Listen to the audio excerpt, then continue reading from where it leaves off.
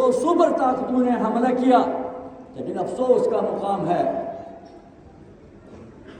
مسلمان 57 ممالک میں حکومت کر رہے ہیں، اس جنگ کے دوران تماشا دیکھتے رہے، مذمت تک بھی نہیں کر سکے کہ بین الاقوامی قوانین کو پائمال کرتے ہوئے امریکہ اور اسرائیل نے بغیر کسی وجہ کے ایران پر حملہ کیا ہے۔ اس کی مذمت تک نہیں کر سکے، صرف پاکستان کے اندر اس کی مذمت ہو گئی۔ اس وقت رہبر معظم شہید نے فرمایا تھا، مسلمانوں تم جا کر اسرائیل سے جنگ تو نہیں کر سکتے ہو، میں تم سے صرف ایک مطالبہ کرتا ہوں، جن اسلامی ممالک سے گیس اور تیل ان کو جاتا ہے، صرف 1 ہفتے تک آپ گیس اور تیل کو روکیں، ان کو شکست مل جائے گی۔ اس پر بھی عمل نہیں کر سکے، کتنا افسوس کا مقام ہے۔ لیکن مقابلہ کیا، آخر کیا ہوا؟ مختصر، ایران کی آئیڈیالوجی جو ہے سپر طاقتوں کی ٹیکنالوجی پر غالب آ گئی، ایران کی آئیڈیالوجی کامیاب ہو گئی، سپر طاقت جو ہے ان کی ٹیکنالوجی ناکام ہو گئی، ان کو شکست فاش مل گیا، دنیا نے دیکھا کہ ایران کو فتح نصیب ہو گیا۔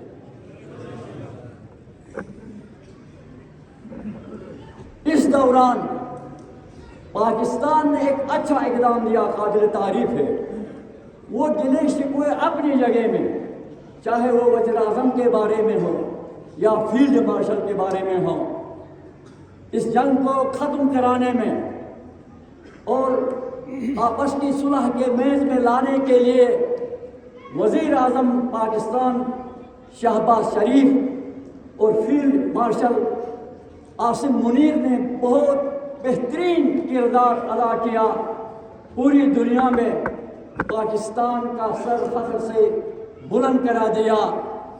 3 طبقوں کو تکلیف ہو گئی، اس سے اسرائیل کو تکلیف ہو گئی، بھارت کو تکلیف ہو گئی اور تکفیریوں کو تکلیف ہو گئی۔ وہ تکفیری چاہے پاکستان میں ہوں یا باہر ہوں، وہ کیا کہتے تھے؟ کلپ دیکھا ہوگا کہ امریکہ حملہ کرے اور ایران کو کھنڈر بنائے، نعوذ باللہ جہنم بنائے، یہ ان کی آوازیں تھیں۔ سب سے بڑی شکست جو ہے تکفیریوں کو ہو گئی۔ جہاں تک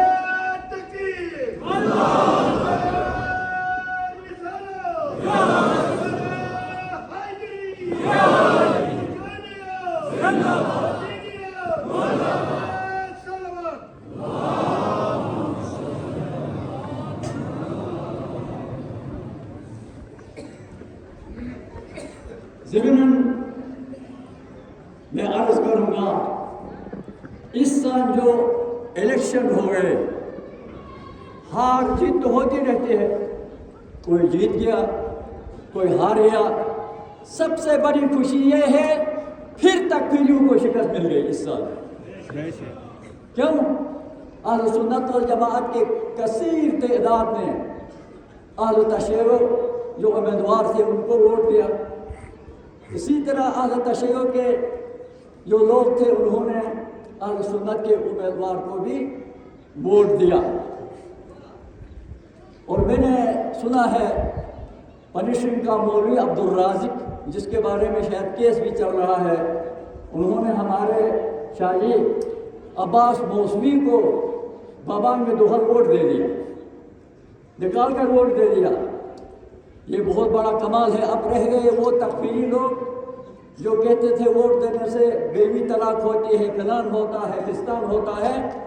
آج کے بعد جوانوں کو معلوم ہو گیا ہے ان کے کھوکھلے فتووں کی کوئی وقت نہیں ہے۔ اب مجبور ہوں میں اپنا واقعہ بھی بیان کروں، کیونکہ اعلان ہوا ہے، بتانا ضروری ہے۔ عیدگاہ میں ایک شہید کی ڈیڈ باڈی آئی تھی، وہ ابرار جو اسلام آباد کے مسجد میں حملہ ہوا تھا شہید ہو گئے تھے۔ وہاں جنازے میں میں نے تقریر کی، اور تقریر کرتے ہوئے میں نے آیت اللہ سستانی کا ایک بیان کوڑ کیا. ایک وفد پاکستان کا ان کے پاس گیا تھا تو انہوں نے پوچھا کیا آپ کے پاس اہل سنت والے لوگ ہیں؟ تو کہا ہاں ہیں. تو کیا سمجھتے ہو؟ انہوں نے کہا ہم اہل سنت کو اپنا بازو سمجھتے ہیں. تو دیکھو آیت اللہ نے کیا فرمایا، بازو نہیں وہ تمہاری جان ہے کہا. اس حد تک دیکھو ہمارے جو اکابرین ہیں اتنا وسعت قلب رکھتے ہیں. اسی سے تو اتحاد ہوتا ہے، اسی سے تو نفرتیں دور ہوتی ہیں. تو میں نے وہ بیان دیا. یہ ایک ہفتے کے بعد یہ ہمارے اہل سنت بھی بیٹھے ہوئے ہیں، ذمہ دار لوگ ہیں، یہ بھی سنیں. ان کی مسجد سے کوئی ریلی نکالی گئی، ان کے ایک مولوی نے تقریر کی، اس کی کلپ مجھے ملی، میرا نام دیتا ہے. عاشق حسین نے ادھر جو کہا ہے شیعہ سنی بائی بائی ہے، کہو ہم بائی بائی نہیں ہیں. کہو کہتا ہے، کہلواتا ہے، مجبور کہلواتا ہے. اب مجبوری ہے نا، کہیں گے. دیکھو یہ تو طبل جنگ بجانا ہو گیا نا، یہ ہو گیا کیا، طبل جنگ بجانا ہو گیا. یہ تو میں نے اپنے جمعے کے خطبے میں کہا چلو اس نے تو یہ کہا، کیا ہمارے اہل تشیع اور اہل سنت اس پر عمل کریں گے؟ اگر اہل تشیع کے ہاں کوئی موت واقع ہوگی، وہی انہوں نے ہاتھ اٹھایا ہے، وہ سب جا کر وہاں شامل ہو جائیں گے. یا کوئی شادی ہوگی تو سب جا کر شامل ہوں گے. اسی طریقے سے اہل تسنن کے پاس موت ہو یا خوشی ہو جائے تو ہمارے شیعہ جا کر شامل ہو جائیں گے. اور ابھی الیکشن میں ہوا بھی یہی، آپ نے دیکھ لیا الیکشن میں یہی ہو گیا، وہ فتوے رہ گئے. تو جو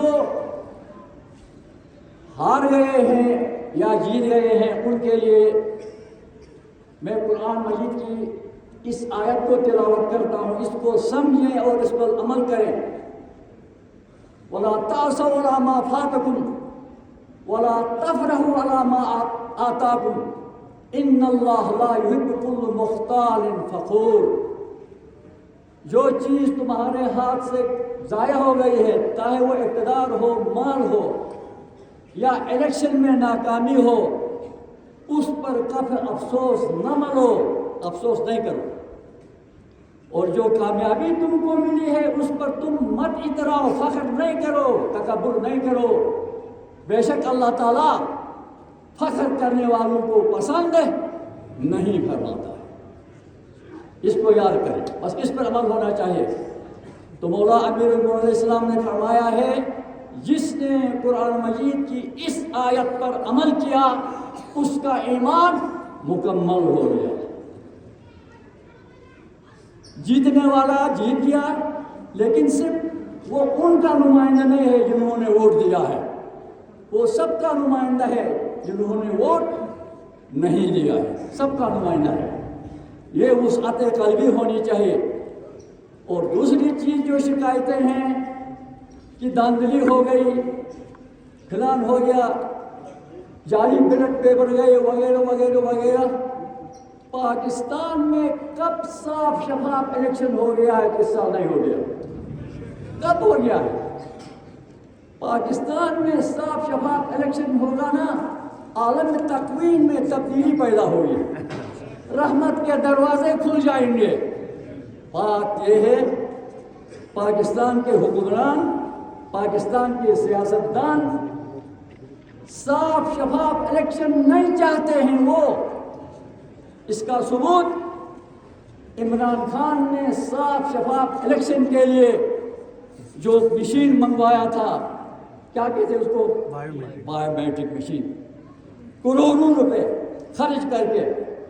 اس میں دھاندلی کا بالکل شائبہ تک نہیں ہو سکتا تھا، صحیح مینڈیٹ صاف شفاف ہوتا تھا، سب نے مخالفت کی. یعنی مطلب یہ ہے ہم صاف شفاف الیکشن نہیں چاہتے.